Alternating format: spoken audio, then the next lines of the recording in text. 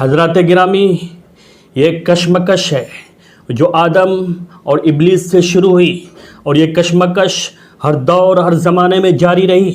انبیاء علیہ السلام شیطانوں، ابلیسوں، دجالوں سے مقابلے کے لیے اٹھتے رہے اور ان سے مقابلہ کرتے رہے۔ آخری نبی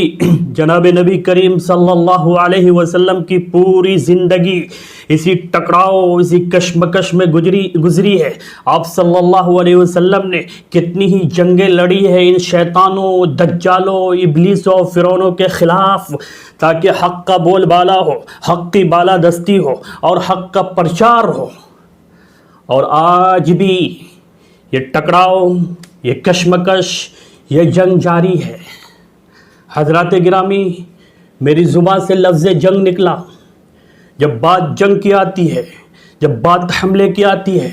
تو لوگوں کی نظریں اٹھتی ہے گولیوں پر، بموں پر، توپوں پر، میزائلوں پر، بندوقوں پر اور نیوکلیئر پاور پر۔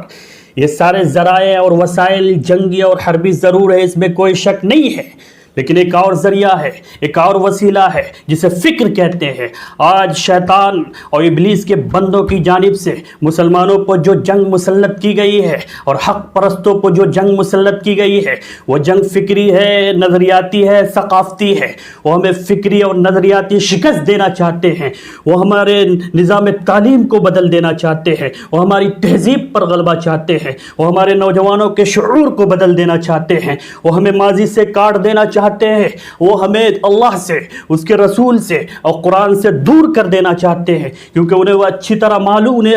معلوم ہے کہ میدان جنگ سے شکست کھائی قوم اور اسلحے اور ہتھیاروں سے شکست کھائی قوم اٹھ سکتی ہے اور دوبارہ حملہ آور ہو سکتی ہے اور مسلح ہو کر حملہ بول سکتی ہے، لیکن جس قوم کو فکری شکست ہو جائے، جس قوم کو نظریاتی شکست ہو جائے، جس قوم کے نظام تعلیم کو شکست ہو جائے، جس قوم کے کلچر کو بدل دیا جائے اور جس قوم کے نوجوانوں کے شعور کو بدل دیا جائے اور جس قوم کو ماضی سے کاٹ دیا جائے اور جس قوم کو اللہ سے، اس کے رسول سے، قرآن سے دور کر دیا جائے، وہ قوم نہیں اٹھتی، وہ غلام بن کر زندگی گزارتی ہے، وہ غالب اور فاتح ہونے کا خواب نہیں دیکھتی، وہ مفتوح اور مغلوب بن کر زندگی گزارنے میں فخر محسوس کرتی ہے۔ اس لیے آج امریکہ اور یورپ اور اسرائیل اپنی پوری توانائی اس بات پر صرف کر رہے ہیں کہ سب سے پہلے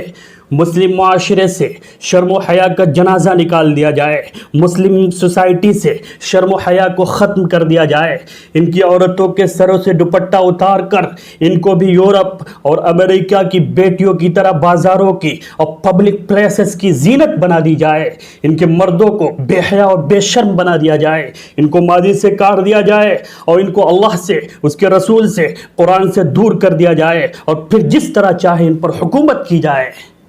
یہ ایک پلان ہے، ایک منصوبہ ہے، اور اس منصوبے کو بروئے کار لانے کے لیے، اس کو عملی جامہ پہنانے کے لیے میڈیا کا استعمال ہے، فحش لٹریچر ہے، فحش موویز ہے، موبائل انٹرنیٹ ہے، تھیٹر ہے، میوزک ہے، ناچتی تھرکتی عورتیں، رقصہ اور عریہ دوشیزائیں، ان کی گندی برہنہ تصویریں جن کے ذریعے سے دجالیت، شیطانیت اور ابلیسیت کی دعوت دی جاتی ہے، جن کے ذریعے سے انسانوں کے اندر سیکسول جذبات کو بھڑکا کر دوسرے کی ماؤں اور بہنوں کی عزت و آبرو پر ڈاکے ڈالنے کے ہنر سکھائے جاتے ہیں۔ یہ بالی ووڈ اور ہالی ووڈ اور پتہ نہیں کون کون سی انڈسٹریز ہیں جو انسانوں کو اللہ سے، ایشور سے، خدا سے، گاڈ سے، دین سے، مذہب سے دور کر کے فحاشی، عریانیت اور بے حیائی کی تبلیغ اور دعوت دیتے ہیں۔ اس لیے اے مسلمانوں، ہمیں اس ابلیسی، دجالی، شیطانی جنگ کو سمجھنا ہے اور اس کے مقابلے کے لیے اٹھ کھڑا ہونا ہے اور وہ سارے ذرائع اور وسائل استعمال کرنا ہے جو اللہ رب العالمین نے ہمیں عطا فرمایا ہے۔ اور یاد رہے کہ نا امیدی کفر ہے، یاد رہے کہ نا امیدی کفر ہے، اللہ پر توکل رہے، اللہ پر بھروسہ رہے اور اس بات کا یقین رہے کہ شکست دجالوں کو اور شکست ابلیس کے بندوں، اس کے کارندوں کو ہونی ہے، اور فتح جو نصیب ہوگی وہ آدم کے فرما بردار اولاد کو ہوگی۔ کہہ دو جاء الحق وزہق الباطل ان الباطل کان زہوقا، کہ حق آن پہنچا ہے، باطل مٹ گیا اور باطل مٹنے ہی کے لیے آیا تھا۔